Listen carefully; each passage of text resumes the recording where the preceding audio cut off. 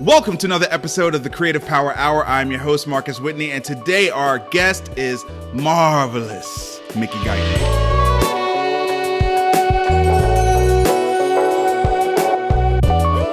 What's up? And Charlie.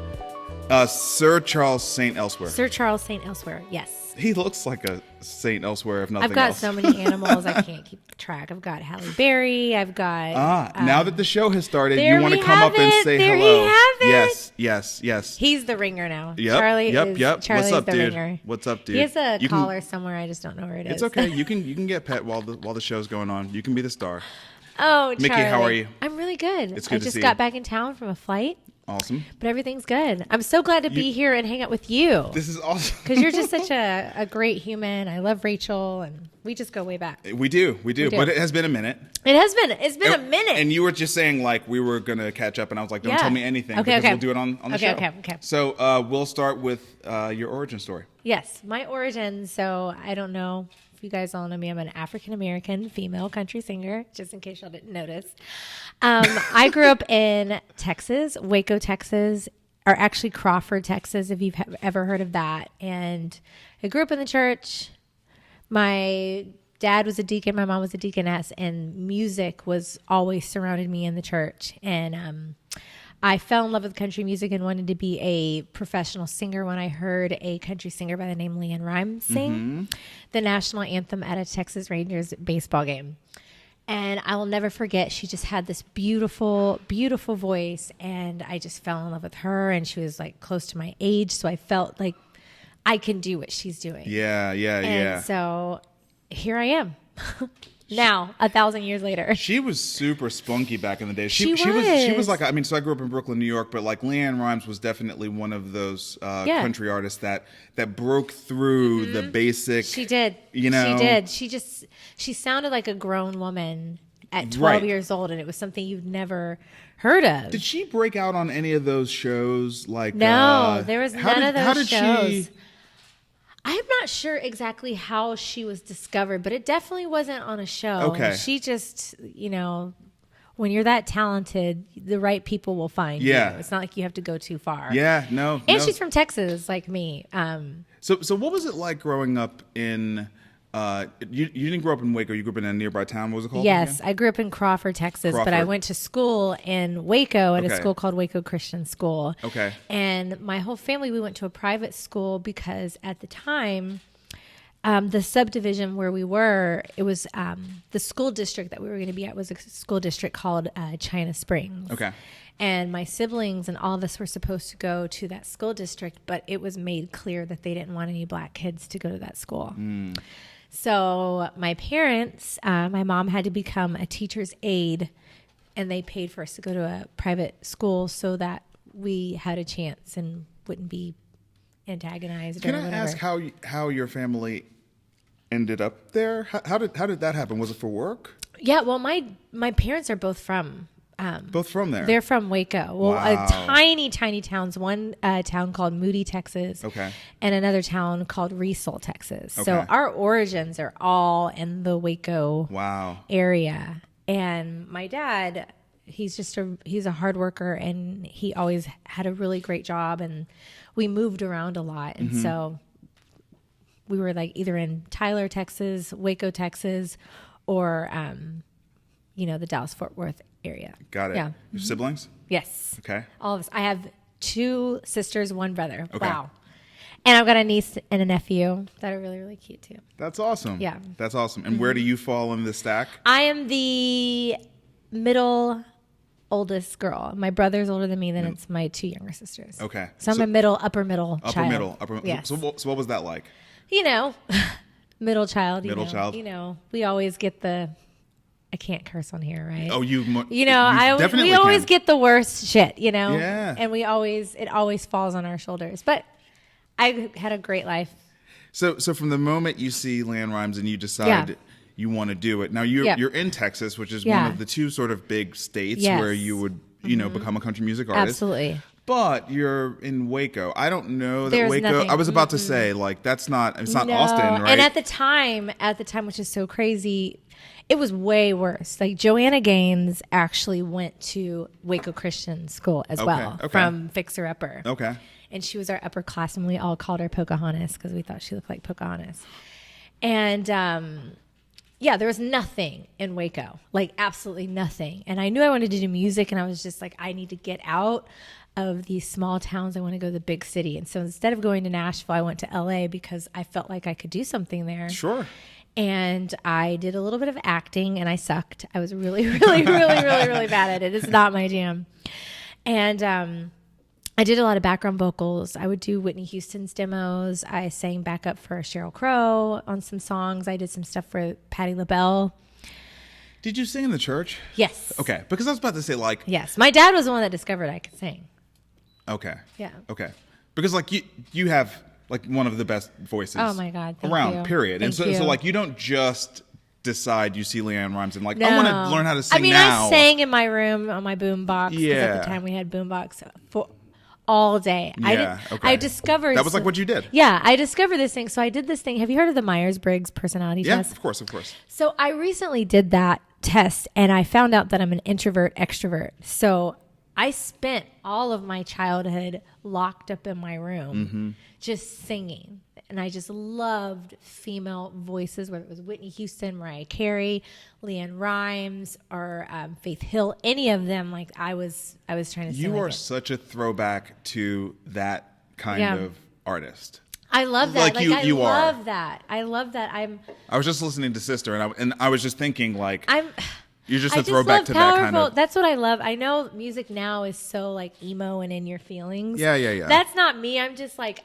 I'm out there. I've dealt with some bad shit in my life, and now I'm here and I can sing about it. It's very I'm stronger triumphant. from it. Yeah, that's how. All your stuff is like triumphant. That's my approach. Yeah, that's my approach. Yeah. Yeah. And there's more. Yeah, this is good. This is good. So you go to LA. Yes. Acting not really your jam. Yes. That's and cool. I was doing some, I had a really bad relationship. Again, I was doing demos and background vocals and stuff like that. Did you go to college or did you? I did. I was actually going to community college, so I was like, okay. Okay, so you're in LA. I needed to have a backup plan, so I was studying business, so I was going to Santa Monica College and LA Valley College. Okay. And working 2 jobs, by the way. Hustler, love it. And nothing was happening for me. I had a really bad breakup, and I just had no reason to be in California. Okay. And the day that I was about to quit and move home, I was going to go home and tell my parents I was moving back to Texas. I ran into this DJ that I knew back in my acting days named DJ D-Rec, who is Nick Cannon's DJ. Oh, wow. And I ran into him at a mall that I never go to, ever. And I ran into him, and he was on the phone. I was trying to avoid him because I didn't want him to ask me about music. And he got off the phone, and he was like, "What are you doing?" And I was like, school, working 2 jobs, living my best life, And he was like, "Well, don't you sing?" And I said, "Yeah." He goes, "Well, what kind of music do you sing?" And I said, "I sing country music." And he goes, "I know a dude that I need to introduce you to." And it was crazy. My whole life, having all of these ups and downs and roller coasters, that moment right there, it felt so certain. I don't know how to describe it, but I was like I said, I was miserable at my jobs. Yeah. I was miserable going to school, even though I knew I needed to do it. I was getting ready to quit. And the day that I was getting ready to quit, at a mall that I never go to. Yeah. I mean, LA is a big, Huge. I lived in Santa Monica. And the mall that I was at was in the Valley. So anybody that knows that difference, That's like the difference. It takes like an hour to get out there. So there's no reason for me to be out there. Yeah. And for us to have ran into each other the day that I was going home to tell my mom I was moving back home, Wow. it just felt like such a certain moment for me. I knew everything was going to be all right. That's amazing. It's crazy. So did you still go home? Yeah, I went home, but I didn't tell my mom I was quitting. Yeah. Yeah. I didn't tell her. That's awesome. I just was like, "Hey, surprise, happy birthday." Just here to visit. Oh, Charlie, you are so ridiculous. He's good. He's well behaved. He is. He is very really well behaved. Okay, so who was this person who DJ D-Rec connected you with? Yes. So there's a guy named Julian Raymond who now works at Big Machine. And Julian Raymond was working with Glenn Campbell. Oh, wow. R.I.P. God rest in peace. At the time. Okay. And as a he was producing. He produced his last record. Yeah. Wow. And I don't want to like say this is for certain, but I think he was the one that said I'd never seen an African American female country singer. If there's one out there, that she would be huge. And the fact that I was connected through a hip hop DJ to a guy that works in the country music world, again, this is amazing. You know, it's just crazy how those things work. It's just, you know, when God wants you to have something, nobody can stop you from having it. Yeah. Yeah. That's awesome. So then Julian, I started working with Julian, and then Julian introduced me to my management, a guy named Gary Borman and Steve Moyer.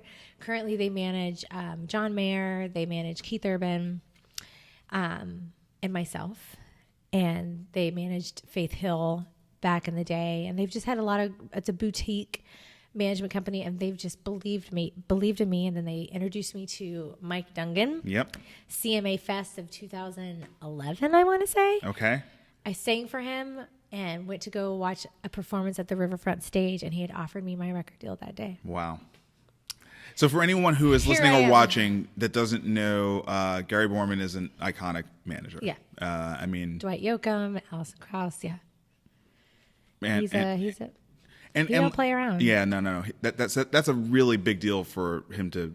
But not only that, like he hires really exceptional people. He does. He does. Your wife including was one of them. Yep, he does. He does a good job with that. Yeah, he really, really does. Like you have to be pretty brilliant-minded for him to work with you. Yep. Yeah. So was this the point that Nashville became a reality for you? So Nashville became a reality for me, and I packed up my Acura and drove out here in the winter time. Okay.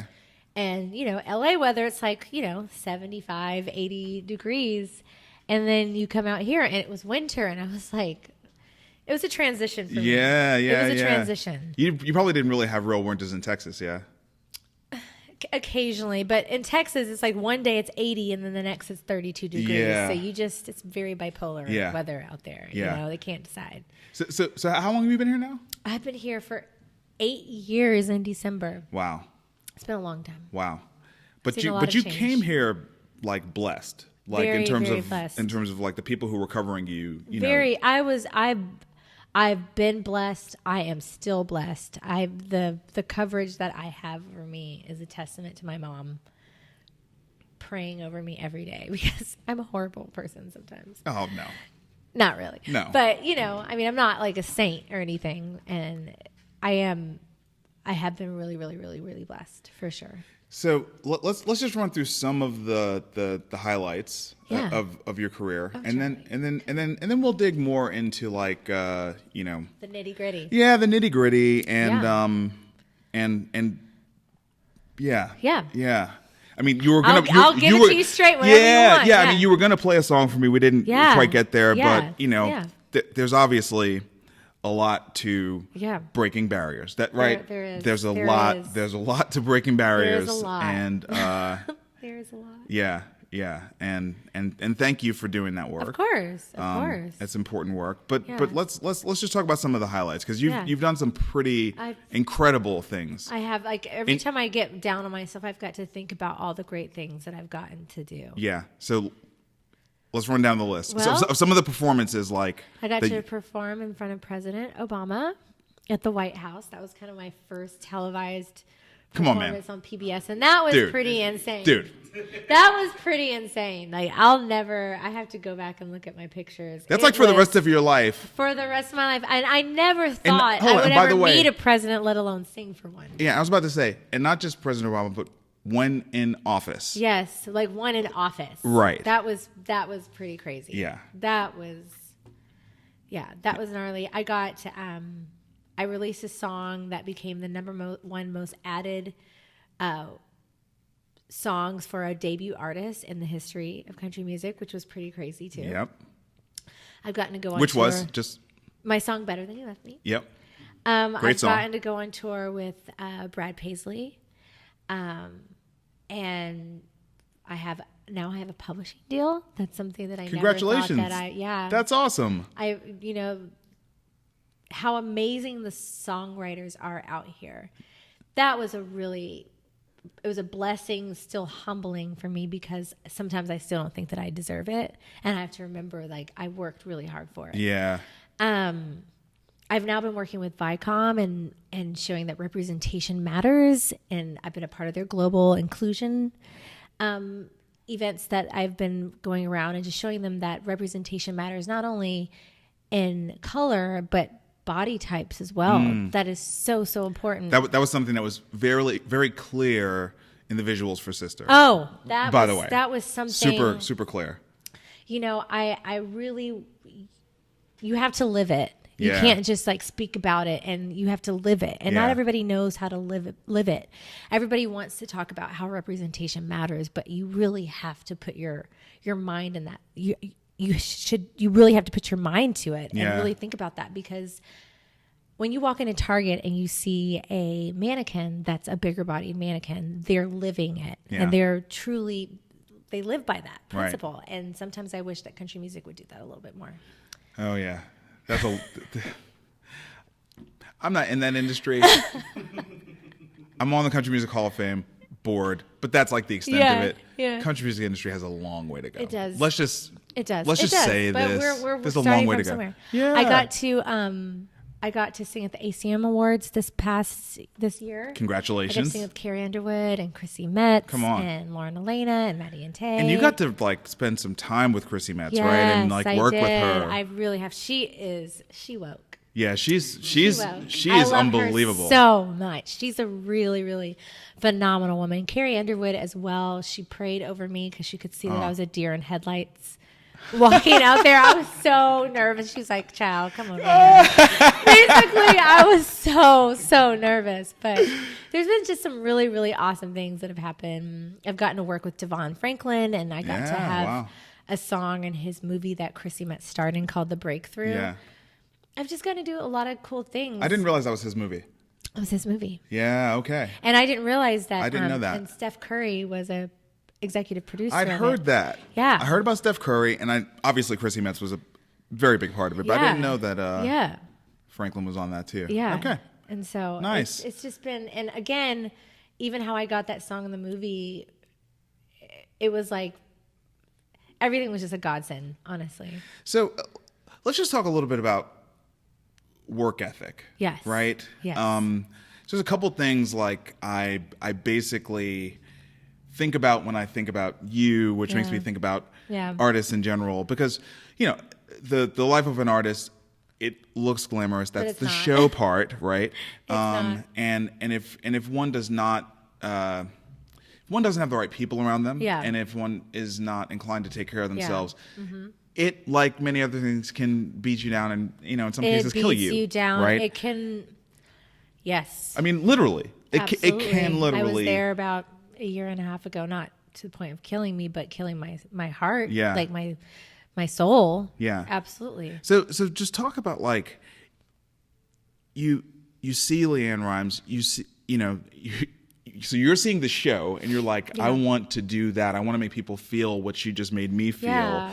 And then like you get into it, and you've got like a dream team now, right? You know what I mean? Like, a dream team. We just talked about Gary, but then also Mike Dungan. Yeah. Legendary, like Cindy Mabe. I mean, so you've got the team. Absolutely. Talk about the amount of work it takes to break through, to break out, and the patience, quite frankly, that you have to have. You sacrifice everything. You're sacrificing your family.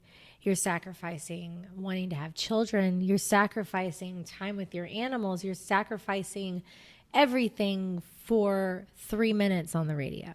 And it is really, I question myself on a daily basis, is it worth it?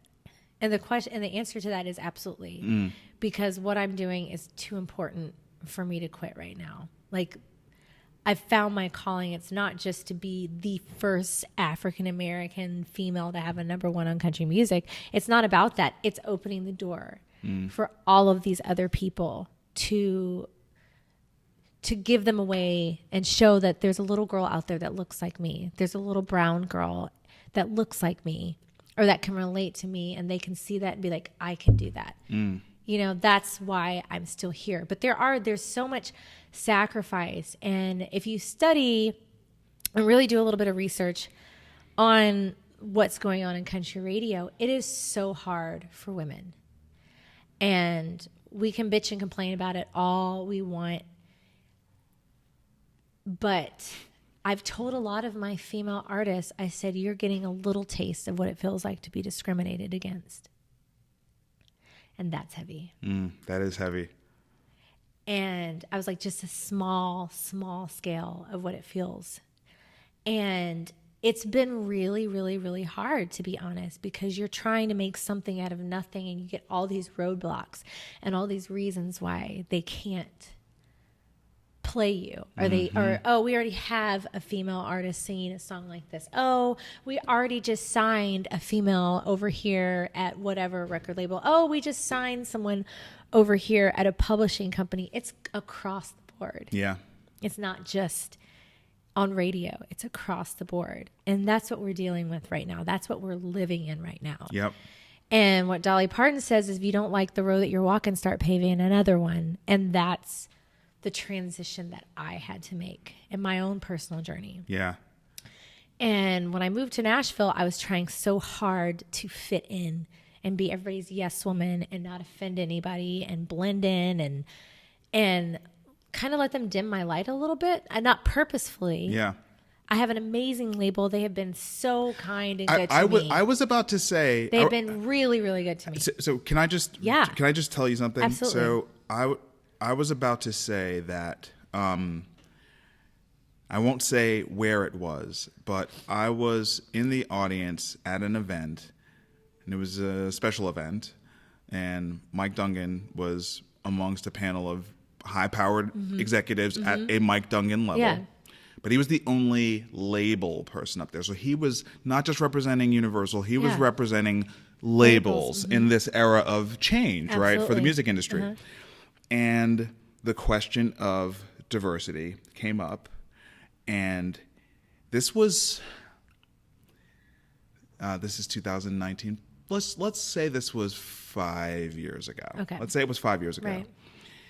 He started nodding and smiling and saying, "I think I have the answer," and her name is Mickey Guyton.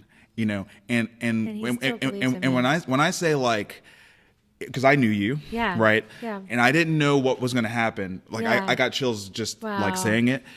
Like, when he said that, I got so excited because it was really clear to me that he really meant what he said.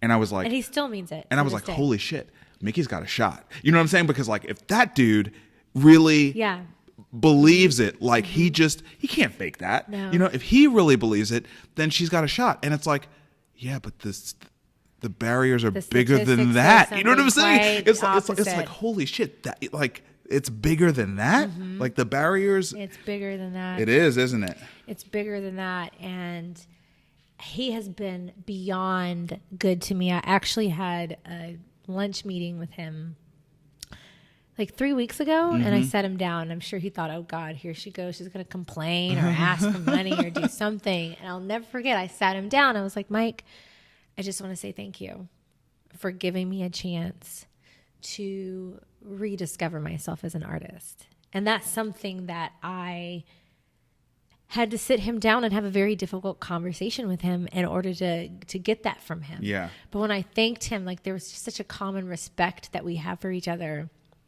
And he has just stuck with me. And that is unheard of in record labels. Yeah. Because it has been hard for me. Yeah. It's been hard for every woman. And especially because you had such success with the with Better Than You Left Me. Like that was the weird thing about it. It was all. so weird. It was this industry. I mean, I wish I so could. Weird. I still can't wrap my brain around it. Yeah. I try to wrap my brain around it. The video was perfect. The song was awesome. You crushed it. It was like, okay, and here you go. Yep. Yep. And you can blame everybody, but I had to take responsibility for my part. Yeah. Okay. And the only person I can blame for that is myself. Okay. All right. Why? Can we dig into that a little bit? Because we all are given this. Mm-hmm. We're all given this, and we're all given this. Okay, if you're listening, she just pointed to her mouth, her head, and her heart. Yes. Sorry. This, and this. And we all have an inner voice, like Oprah says. I feel like I'm like Oprah or something. That's cool. But we all know what's right for our careers. Yes. And a lot of times we are so scared of failure that we'd rather put the blame on somebody else when it fails than taking your own personal failure. And so a lot of times I was failing because I was letting all of these other people make decisions for me that I knew were not right. So I'm not trying to give you an out here. Yeah. I know you knew the decisions weren't right. Right. But there is a process. It's almost like Carrie Underwood, she prayed over you, right? Yeah. There is a process of waking up to the reality that you have that agency. Right. For a little while, you might be like, I can't believe that I'm even here. I should just shut up and let these people do this for me. And there was that as well. But there were also artists way younger than me. Yeah. They're like, no. No. Right.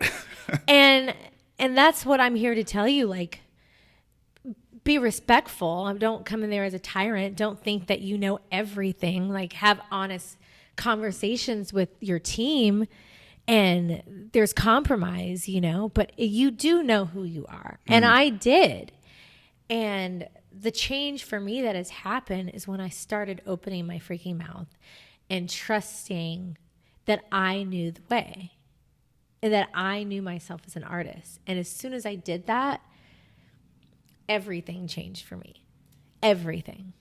I've made more money this year, and I'm not even on a major tour. Right. From just opening my mouth. Yeah. And following my path. Can we talk about the internet? Yes. A little bit? Yes. Because, we both, one thing you and I have in common is, well, yes, we're obviously both black, but we are also in spaces where a lot of the other people are white. Yeah. Right? Absolutely. Okay. Mm-hmm.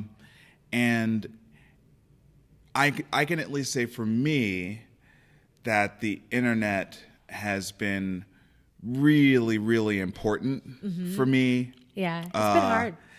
In terms of being able to break through many, I've got similar barriers. It's not the same, but I've got similar barriers in the entrepreneur space. Venture capital is like no black venture capitalists. Right. It's like, when I say no, I mean statistically none. You know what I'm saying? And like, the internet, just my ability to own my voice and to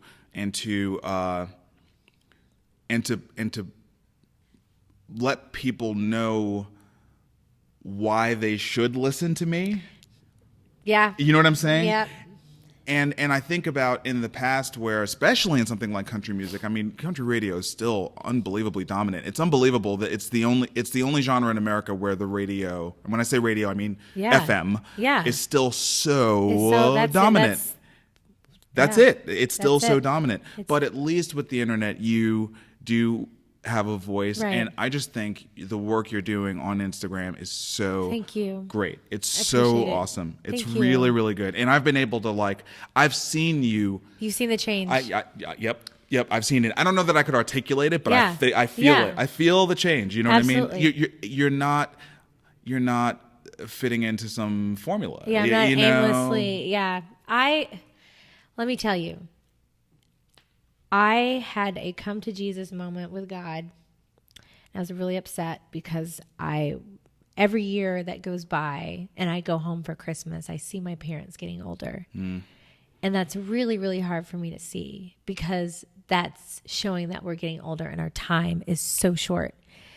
And I can't waste and I can't afford to waste any more time. I can't. So I had a meeting with my label, and I basically put my foot down and I stood up for myself for the first time in my career ever. And as a woman, we're always taught that male, they're your authoritative figure and you're supposed to treat and respect your elders. But I didn't realize that I respect him, but this is my career, not his. So I had this full-on conversation with him, basically telling him that I needed Mike to allow me to figure myself out as an artist, and that he couldn't tell me what that was anymore. And I'm giving you the short version of it. Because it was a way more difficult meeting. I'm imagining, yeah. Let's just put it this way. I went home and I slept for 3 days. Wow. Like, anxiety is a real thing. I never knew what that was. Like, I stood up for myself. I went home. I woke up the next morning. I could not get out of bed. And you always hear people saying, I couldn't get out of bed. And I'm thinking, no, you can get out of bed. Just get out of bed. Until I couldn't get out of bed. Wow. And it took 3 days it was just like a release of stress that I had been holding on to. And I realized that I have to open my mouth, and I haven't stopped. And then not only that, there were some really awesome moments in my career that I failed to even realize and capture and grasp. And I didn't even think about it. But I got to do this event called UNCF, and it's called the United Negro College Foundation, where, they're really encouraging African-American kids to go to college. And I got to sing My Country Better Than You Left Me song in front of an all-black audience in Atlanta, Georgia, at the Civic Center. And my all-white band played with Justin Timberlake's all-black band. And it was one of the most beautiful moments. It was so cool to see it captured. And it was almost like church. I went to all-black church, and then I went to all-white school. And we go to all-black church, and that one white family comes in, and everybody's like, that's what it was like. That's what it was like at this event. And so, we put it away. The label put it away. We never thought about it ever again. And my husband is a really, really, really smart man. Very, very, he's just a genius person like you. Smart guy. Yeah. Very. And so one day I was sitting with him in Los Angeles, and I was like, why is this so hard for me? And I never ask him questions about my career, because we've always had an agreement that he doesn't tell me how to run my career, and I don't tell him how to run his career. And I finally asked him, and he goes, you want me to be honest with you? And I said, yeah. He said, because you're running away from everything that makes you different. Whew. There's not a lot of, whoa. And it was like, Mike dropped, like my freaking heart fell into my stomach. And then I thought back, and I let all of these people, it almost makes me emotional, really, because I didn't realize how, I know they were trying to protect me, but they were trying to make watering you... they were covering my light. Yeah. And it was so frustrating, because I'd watched all of these songs put trap music in their country songs, and I would get these blocks of being accused that my music was pop. It was really, really, really, really hard. And when my husband said that, he goes, there is no reason why you shouldn't be singing your country song on the BET Awards, on Black Girls Rock, on the Essence Festival, every radio station that you're walking to, on the country station. Just walk down the hall and talk to the R&B and the hip hop station. And I was like, what? How did I just miss that? I was trying to prove so hard that I was country, because I didn't think they were going to believe me, but it's just how I grew up. Yeah. And I had to just stop. And I said, you know what? I called my label and I said, I've had to learn to be comfortable in a room full of people that don't look like me. Yeah. And now it's your turn to learn to feel comfortable in a room full of people that don't look like you. Yep. Here we go. And that's awesome. And that's where the change happens. Awesome. That's where the change happens. And when my husband told me that, everything changed for me. And I was like, holy shit, I need to write truly about my experiences. And that was the disconnect, because I wasn't writing about my experiences. I was just writing, trying to get people to want to listen to me, but they want to listen to truth, and they want to listen to real. So I wrote a song called Love My Hair. I wrote a song called Words, about people talking about my husband, who is black, who looks Middle Eastern, but he is black. Yeah. And and a song called Black Like Me.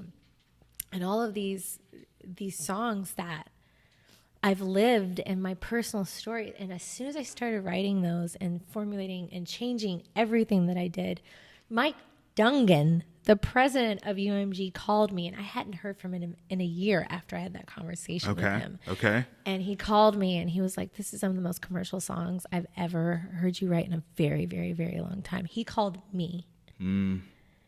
And since then, like it's like opportunities are coming at my door.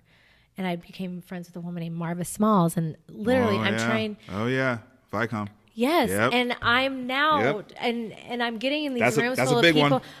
That's a big one. I know, and she's amazing. That's a big one. I spent time at her house in New York City. That's a big one. 2 weeks ago, and it matters so much, and it just changed everything, and it's a perspective that nobody else can sing. Everybody can try.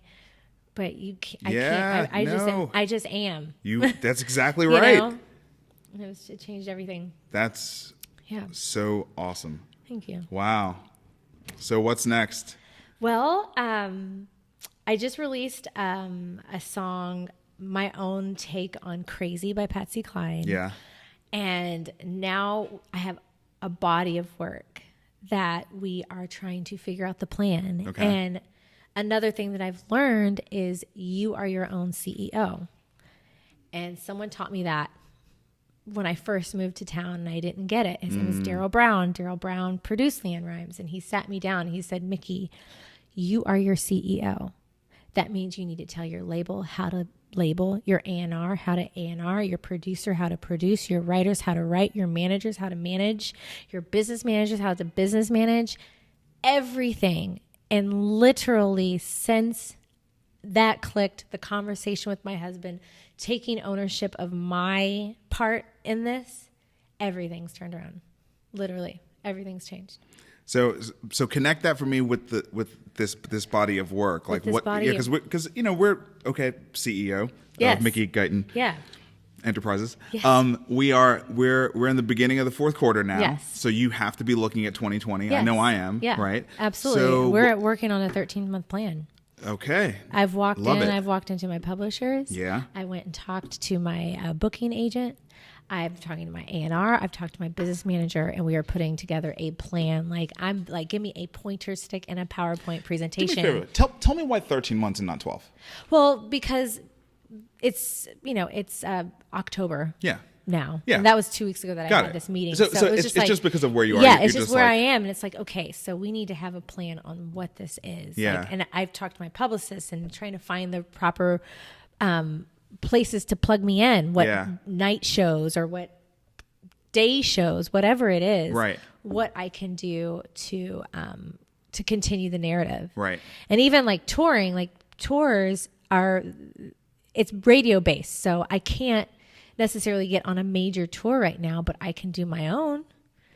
I can start from the ground up on my own, which is so important. I've read articles about small tours and artists building their followings like that. Like, there is no formula to the music industry anymore. It's over, right? It's over. It's done. Yes. It's a dinosaur. Throw it away. Make your own plan. And to the point of you being your own CEO, and we talked about Instagram a little bit, I mean, as dedicated as you are, if you really, in this 13-month planning process, I mean, you can make your own equivalent Netflix special. You can do whatever you want. I'm working on a Broadway musical too. You can do whatever you want. You literally can do whatever you want. You can do whatever you want. And if you have a husband that's a lawyer, then that helps you.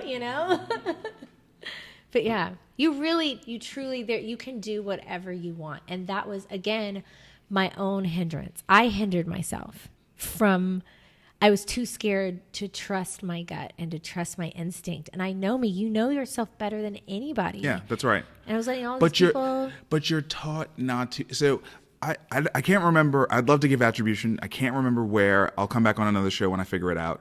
But I was listening to somebody talk about school, okay? Mm-hmm. And they were talking about how school beats the I can do whatever I want out of us, right? It does. And the most basic thing that they said that just blew my mind was going to the bathroom. your body is telling you need to go to the bathroom. Right. But then like you'll ask the teacher and the teacher will be like, no. I mean, or embarrass you. So right there, like they just start this process of teaching you to not listen to your body. Never mind like your feelings. Yeah. Like you can't even listen to your body, right? Yeah. And so I don't know. I mean, I think it's just as important to encourage and inspire people as it is to also like have the grace to help people to understand maybe why we weren't as brave as we could have been in the past, right? You know what I mean? Because like we need to be on a quick path to self-forgiveness so we can kind of get through that shit and like get to being who we're supposed to be, right? You know what I mean? Like if we beat ourselves up for too long, and we it's just start not off that. Even as children, like it's like you're taught to be respectful of adults, which you absolutely should. But why isn't it okay for your kid to question why are they in trouble? Right. You know, it's like because I said so, and it's like, but why? You know? Help me understand the why behind this. You know what I mean? Yeah. Versus just like punishing me and telling me to shut my mouth. Right. And that happened to me a lot as well. And so I held everything in. And a lot of times I didn't even know how to process the way I felt. Because like you said, from early on, you're taught, shut your mouth, fall in line. And to a certain extent, yes, you've got to be respectful. You can't be a tyrant out there. Yeah. But I'm not a parent, so I wouldn't even know how to go about raising a child in order to have that way of thinking. I don't know how to do it. But, you know. Look, it's hard, but it's doable. Right. You know what I'm saying? It's hard, but it's doable. And I think at the end of the day, you know, just understanding that the kids don't belong to you. Right. You know what I'm saying? They don't. They're their own. Yeah, they're their absolutely. own. They're their own people, and it's your job ultimately to equip them to be able to be great in the world, right? You know what I mean? And so, like, you gotta train them for that. Yeah, absolutely. You gotta train them for that. Absolutely. So, talk about what it's like to be an artist and the relationship you have with your fans. And let me just say, like, I started this year putting out content in a way I've never done it before in my, like professional career. And I wouldn't call the people who subscribe and check in regularly fans, but here's what I will say.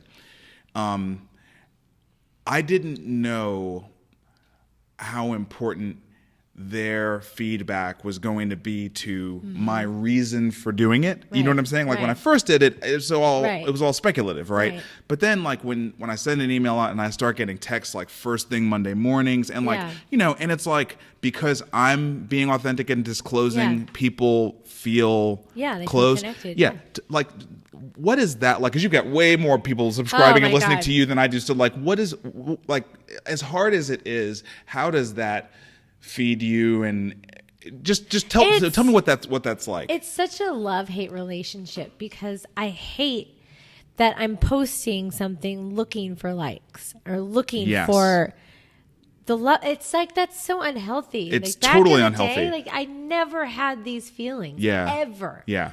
That whole FOMO, fear of missing out. Instagram might remove the likes, which would be amazing. Oh my God. Yeah. They should because it's just so unhealthy. Yes, it is unhealthy. And I totally agree. And it makes you jealous of other people's lives. Yes. And you're not always completely showing the worst parts of your life. I mean, I was just literally having a conversation about my husband, that obviously won't disclose here, but we're all battling. Our lives aren't perfect, but all we do is put our lives on display. Yeah. And I've tried to, like, as far as like on my Instagram stories, I don't really post my face because I'll do it occasionally, but I don't like to do that because then I'll do the duck lip thing. And let me clear this out. It's just disgusting. So I try to do like animals and Snoop Dogg has a really good. If you don't follow his Instagram, it is hilarious. Oh yeah, no, Snoop's Instagram is hilarious. Yeah, and I think that if Instagram was more like that, where I think it would just be more healthy. But as far as my fans, I do try to use my experiences and try to encourage them. If someone's like, "Oh my God, you look so pretty," I'm like, "Oh, but you haven't seen me without my wig on and my eyelashes and all of that." It's a big difference. you know? And people, you know, I try to let them know that so they don't think that this is like how I woke up like this because I didn't. Right. You know? And I'm just trying to be as transparent as I possibly can without disclosing everything, because there are certain things that are very personal to me that I don't need to share. But I do feel in this time of sharing, it is important to be transparent and to be honest and quit being so narcissistic. Yeah. Because it is really, social media is very narcissistic. Yes.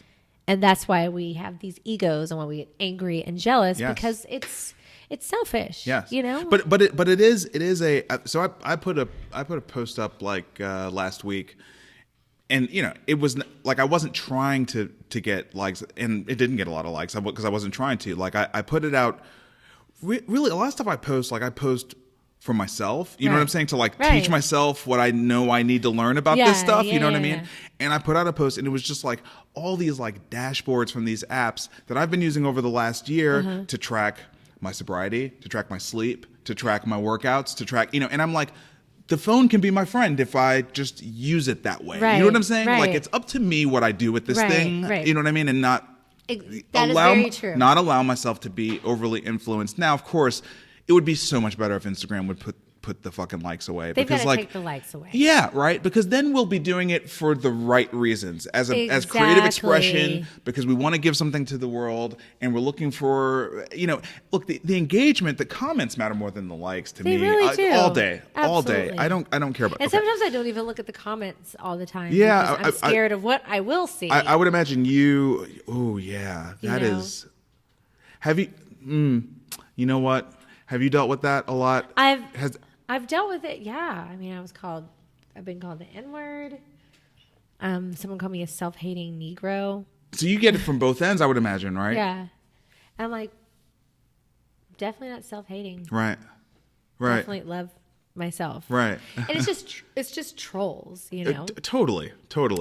Unhappy people. It's very much spreading their unhappiness. You know, and and those people are the ones that are the Yelp reviewers. So true. Is what I call them. The ones that actually take time to complain on Yelp are the same people that are posting. It's so true. You know? So I've got like two modes in life. I'm basically like 5 stars all the time. Or none. Or like, if I didn't like something, I'm trying to make it better. You know what I'm saying? Yeah. And I'm like, okay, listen, I'm putting these stars, but let me explain why. You know what I mean? I just did that. Like, let me explain what's going on here. I just did that with my old apartment complex I was living in, because it was so awful. Yeah. And at first I went on this, you know, this tyrant being like, oh, this is the worst place ever. Then I was like, hold on, let me be objective here. And I was like, for me, this experience was that. Be careful, you know, do your research. Right. Drive by the apartment at night, you know, do your research before you stay there. So I did have to like stop myself and change it up, because but I don't even, normally I don't leave reviews at all. It's either 5 stars or no reviews. This one, I was so upset with what this apartment complex did, I did leave a review. I want to talk about circles of support, because on the way over here, you're actually one of the easiest people to do research on, because I can just like listen to your songs. Yeah. You know, like for a lot of other people, I got to like read stuff, and that means I can't be in the car while I'm doing it. So it was great. I was like on the way, I was like, oh, I'm going to listen to like 10 Mickey songs on the way over here to get in the mood. And I want to talk about the song Sister. Yeah. And I want to tell you how Sister made me feel, because this has been something as a 43-year-old man. Right. I have really been dealing with a lot lately, and it's been really important to me because I can see it.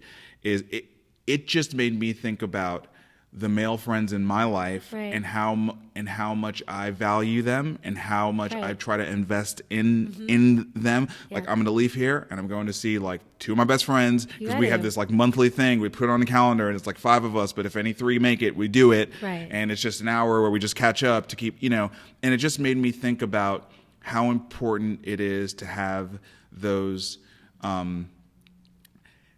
same sex. Right.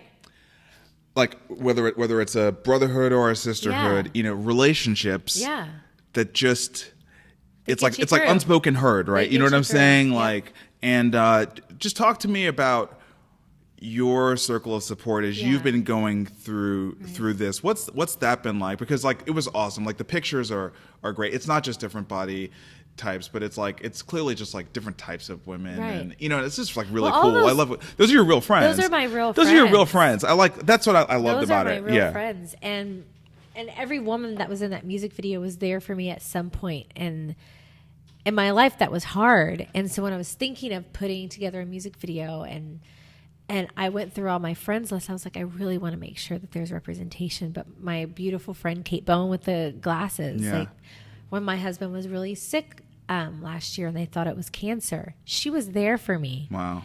My friend Amara, that beautiful biracial specimen of a woman, she was there for me at a City of Hope softball game where I was completely out of my element. I had a failing single on country radio, and I was around all of these people, and I felt really alone. And I felt like, the new kid walking into class, and this girl, this gorgeous woman comes up to me and shows me love when I needed it the most.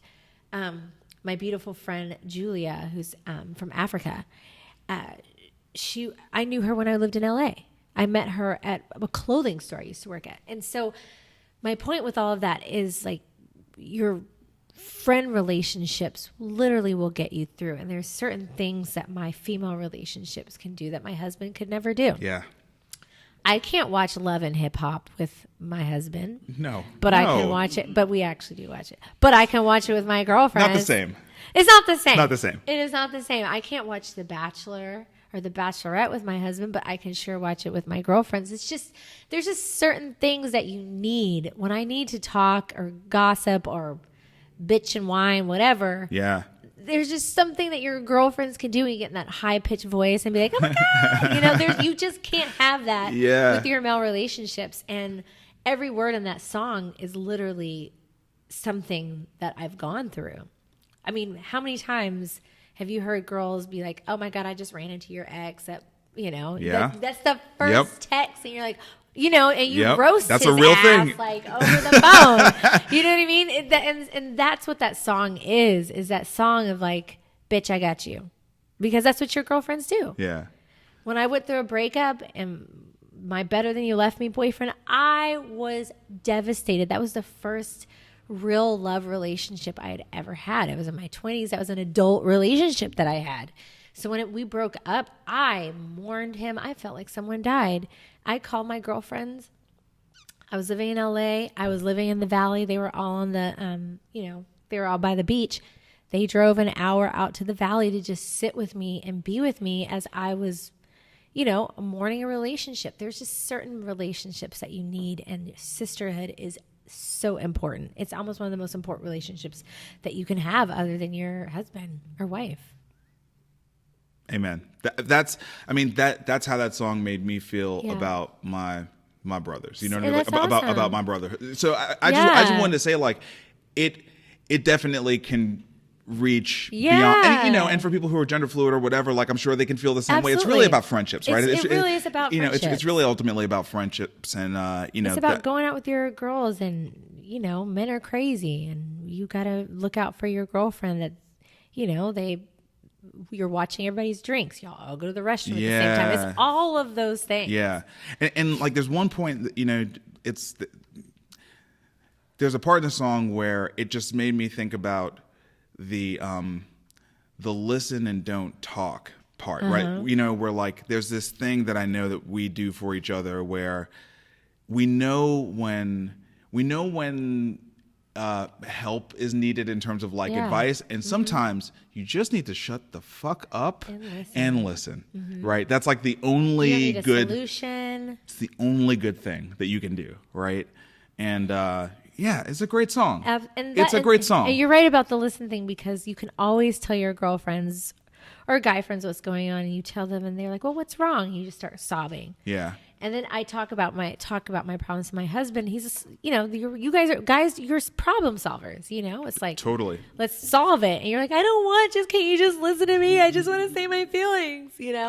So yeah. Yeah, I've worked so hard on that. Yeah, I'm sure Rachel was like, Marcus, I just want you to listen to me. Yeah. I work so hard on that. Yeah. I worked so hard on that. All right, so we are at the end of the show. Okay. It has been so good to catch up. Yeah, it's awesome. Is there any word, you know, I feel like we're just getting to see who you are, and you've already inspired a lot of people, but like I'm super excited for the next 13 months. I'm really excited about the next 13 months for you. You know, if you could just, and I never ask anybody this, but I just feel like you've been through so much. If you had to sort of boil down how you would encourage someone who might be going through a journey similar to the one you've been through, what words would you share? I know this will sound cliche, but no matter how hard it gets, no matter how many times you want to quit, no matter how many times you want to hang up the towel and do something that you consider regular, don't. Obviously be smart about it. Really think things through and don't be quick to make decisions. And I'm a very slow decision maker. But once I make the decision, I stand in it. And whatever position you're going to take, whatever is your truth, stand in it and stand firm in it. And do your research. Better yourself as an artist. We're all artists in every meaning of the word. I think it's just part of our DNA because that's what, makes us happy. And self-care is so important. I think that's part of the reason why I am where I am as well. I went through a year of therapy, and that was one of the best things I could have ever done for myself because I released so much pain that I didn't even realize I was holding on to. So self-care, gosh damn it. Self-care. It's been a long day. Self-care is emotional therapy, not speech therapy, right? Yeah, I probably need that too. I probably need some speech therapy. I've been up since 3 a.m. Self-care is important. Trust your gut. Trust yourself. And don't be afraid to fail and take ownership of your failures. And don't do anything quick. Don't do anything sloppy. Yes. So many people are quick to make sloppy product. And no, you've got to really, really work on it and try to make it the best that it can be.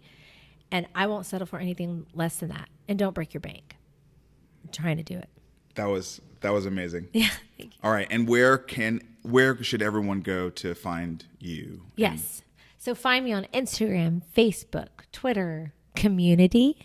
Have you heard of Community? The text thing. Yes. You're on Community. Look at you. Well, I've got T-Mobile, so they're a little late to the game. So this week it should launch for me. Okay. But yes, I really like Community. I think that one's going to be really cool. You're the first person I know. I might like back channel and ask you some things about it. I just think it's really cool how you can actually directly speak to your fans, and with the algorithms, whether it's people non-binary or in the LGBTQ community, whatever, Black, you can actually send messages to those group of people, letting them know that they matter, because people don't always feel that way. Yeah. And it's not, you don't have to take selfies and duck lips and donkey booties and airbrushed eyebrows. It's just like talking to people. I love it. Okay. And they can find you on all the places. At Mickey Guyton, Mickey, like the mouse, the guy that weighs a ton. MickeyGuyton. Boom. Perfect. Thank you. Boom. This is amazing. And thank you, Eric, for putting this all together. Thank you. Eric, you're the best. All right. Until next time. Peace. Bye.